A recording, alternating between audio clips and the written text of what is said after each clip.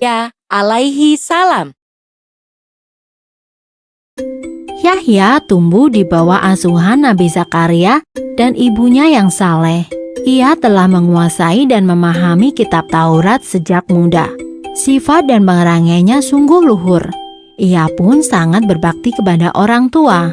Karenanya, Allah mengangkat Yahya sebagai nabi untuk berjuang dan berdakwah bersama ayahnya, yaitu Nabi Zakaria. Sementara itu, kaum Bani Israel yang berdiam di Palestina diserang oleh bangsa Romawi. Mereka berhasil dikalahkan dan harus menjadi jajahan bangsa Romawi. Kemudian ditunjuklah Herodes sebagai raja. Ia memerintah dengan sangat kejam dan sewenang-wenang.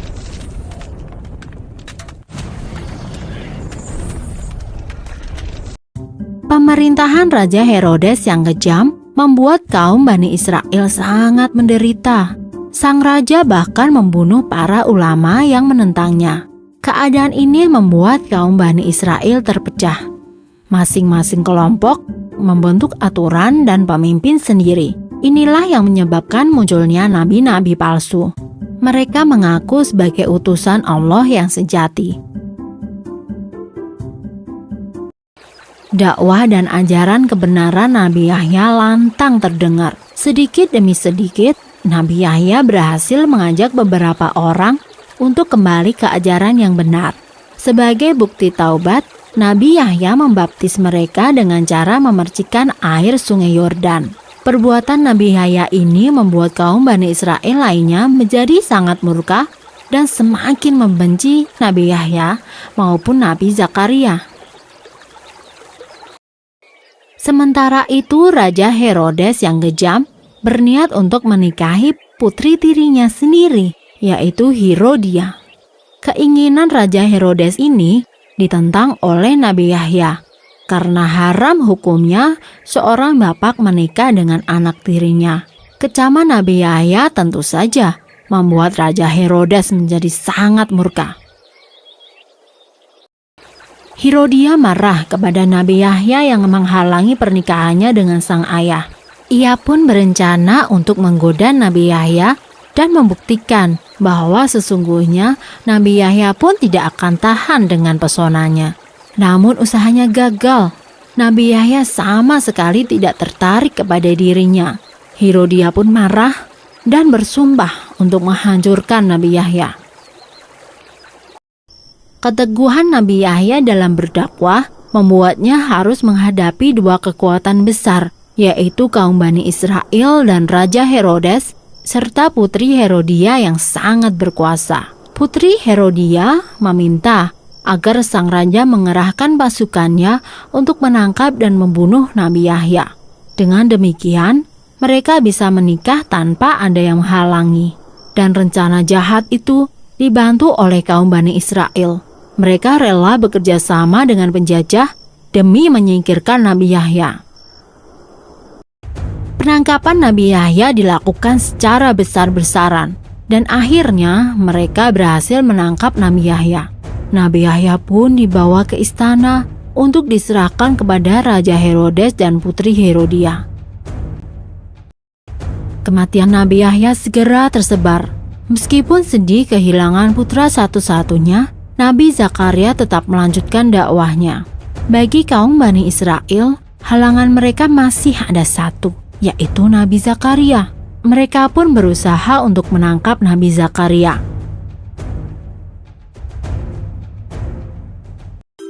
Nabi Zakaria berlari dari kejaran prajurit Romawi.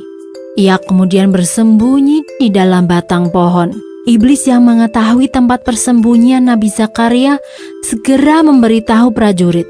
Maka ditebanglah pohon itu. Saat pohon itu tumbang, Nabi Zakaria tidak ada di dalamnya. Namun, lama setelah itu, Nabi Zakaria tidak pernah muncul lagi. Apa yang mereka lakukan terhadap Nabi Zakaria dan Nabi Yahya sungguh kejam. Dan orang-orang yang demikian mendapatkan murka dari Allah. Selesai. Ancaman Allah terhadap kaum yang membunuh Nabi ada pada surat Ali Imran ayat 21. Sesungguhnya orang-orang yang kufur kepada perintah Allah dan membunuh nabi-nabi dengan tidak benar dan membunuh orang-orang yang menyerukan keadilan kepada manusia, maka beri ancamlah mereka dengan siksa yang pedih. Solid Kids.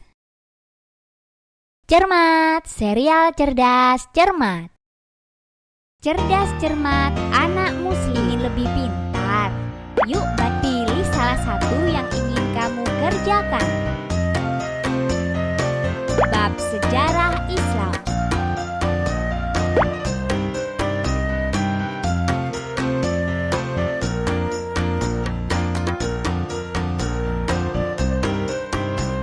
Oh oh, oh oh, oh oh.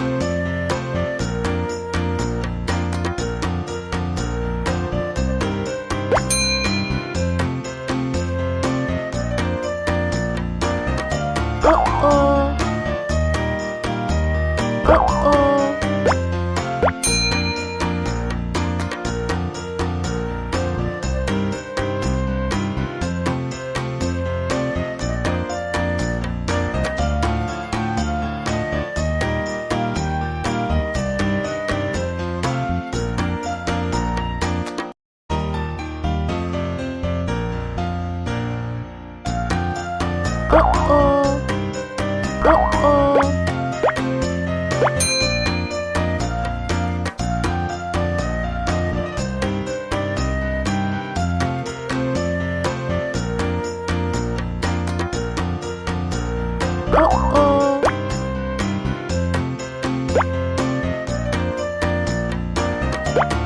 Pilih salah satu yang ingin kamu kerjakan. Bab tauhid.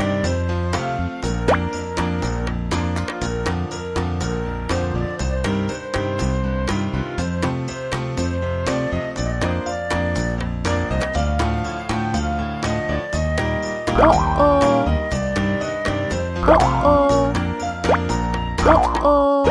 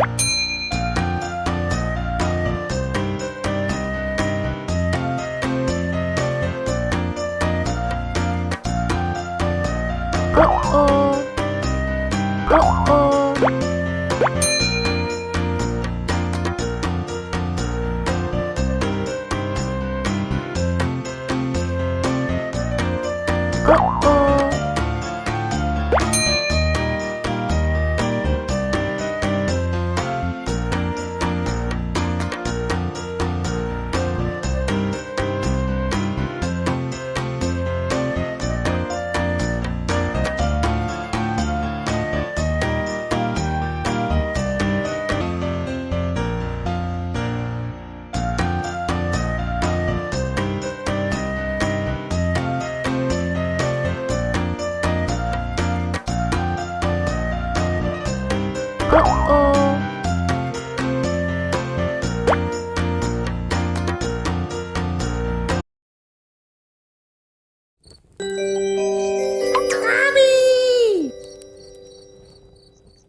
Allahu alaihi wasallam. Mekah yang semula hanya ditinggali oleh Hajar dan Nabi Ismail, seiring dengan berjalannya waktu, berubah menjadi sebuah negeri yang besar. Berkat doa Nabi Ibrahim, negeri itu sungguh mendapatkan berkah dari Allah. Masyarakatnya hidup dalam kecukupan dan sejahtera. Beribu-ribu tahun kemudian, Mekah berubah menjadi negeri yang sangat kejam. Sebagian besar masyarakatnya mulai melupakan ajaran agama yang benar dan berganti menyembah berhala-berhala yang mereka ciptakan sendiri. Di antaranya adalah Saman, Watan, Nusyun, dan masih banyak lainnya. Semua itu adalah Tuhan yang mereka ciptakan dari batu, kayu, ataupun logam. Kaum Quraisy menganggap harta adalah segalanya. Bagi yang memiliki harta paling banyak, dialah yang akan menjadi pemimpin. Demi mencapai kehormatan dan kedudukan, mereka menghalalkan segala cara. Karena itu pula, mereka seringkali terlibat dalam perselisihan dan kadang-kadang menimbulkan perang antar saudara. Bukan hanya Tuhan mereka saja yang berubah, sifat dan perilaku masyarakatnya pun juga berubah. Kaum Quraisy yang secara turun-menurun menguasai Mekah dan Ka'bah mulai membentuk kelompok masing-masing. Mereka sangat berkuasa dan kaya raya. Namun kekayaan itu mereka dapatkan dengan cara yang tidak halal. Merampok, memeras rakyat kecil, berjudi, curang dalam berdagang, dan perbudakan yang sangat kejam. Zaman di mana kaum Quraisy hidup dengan cara yang kejam disebut zaman jahiliyah. Pada zaman itu, ada seorang wanita soleh bernama Aminah. Suaminya bernama Abdullah. Pada saat Aminah mengandung, sang suami jatuh sakit dan akhirnya pun meninggal dunia. Aminah merasa sangat sedih karena harus hidup sendirian. Pada suatu malam, ia bermimpi melihat bulan jatuh ke pangkuannya. Menurut ahli tafsir mimpi, kelak anak yang dikandung oleh Aminah akan menjadi orang yang dihormati. Mekah dan Ka'bah semakin ramai dan berkembang. Orang dari segala penjuru selalu berkunjung ke Mekah untuk beribadah dan juga berdagang. Kemajuan Mekah membuat Abrahah, seorang gubernur di Yaman, merasa kesal. Ia telah membuat rumah ibadah yang jauh lebih besar dan lebih megah daripada Ka'bah.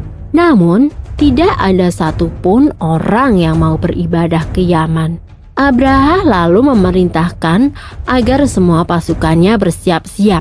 Mereka akan menyerang Mekah dan menghancurkan Ka'bah. Abrahah dan pasukan bergajahnya menyerbu Mekah dengan penuh kesombongan. Ketika ia akan menghancurkan Ka'bah, tiba-tiba datang ribuan burung ababil. Burung-burung itu membawa batu-batu berapi dari neraka. Kemudian, batu-batu itu dilemparkan ke arah pasukan gajah Abrahah. Dalam sekejap mata, pasukan Abrahah berhasil dikalahkan dan Ka'bah pun dapat diselamatkan. Tahun itu kemudian disebut dengan Tahun Gajah. Pada Tahun Gajah itu pula, Aminah melahirkan putranya. Ia memberikan nama Muhammad, sebuah nama yang tidak lazim untuk anak-anak kaum Quraisy. Ialah Nabi Muhammad, nabi terakhir yang diutus oleh Allah. Ia dilahirkan pada hari Senin, 12 Rabiul Awal, Tahun Gajah. Selesai. Sumber dalam Al-Quran terdapat dalam surat Al-Fil ayat 1-5 yang artinya, apakah kamu tidak memperhatikan bagaimana Tuhanmu telah bertindak terhadap tentara bergajah? Bukankah Dia telah menjadikan tipu daya mereka untuk menghancurkan Ka'bah itu sia-sia? Dan Dia mengirimkan kepada mereka burung yang berbondong-bondong, yang melempari mereka dengan batu berasal dari tanah yang terbakar. Lalu Dia menjadikan mereka seperti daun-daun yang dimakan ulat.